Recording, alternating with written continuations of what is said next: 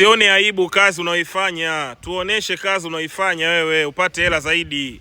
Usione aibu, kuona aibu kwenye kazi unaoifanya ni kumkufuru Mwenyezi Mungu. Mungu amekupa uhai ufanye hiyo kazi unaoifanya. Wakati mwingine hiyo kazi sio ya milele. Tuoneshe leo kazi yako unaoifanya. Ukiwa kazini piga picha. Unaweza ukapata kazi zaidi au ukakosa kazi zaidi kwa sababu ya kuendelea kujificha. Usijifiche kama unafanya kazi yako, ioneshe kazi yako.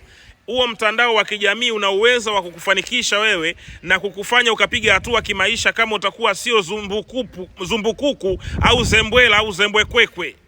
Wajinga wale namaanisha ambao hawataki kuonesha kazi zao katika jamii eti kisa wataonekanaje. Hakuna kazi mbaya wala hakuna kazi chafu. Kazi ni kazi, ni wakati tu unaweza ukafanya jambo kwa muda wakati Mwenyezi Mungu anakuandalia daraja na njia nzuri ya kufanya beta zaidi. Respect, share hii video.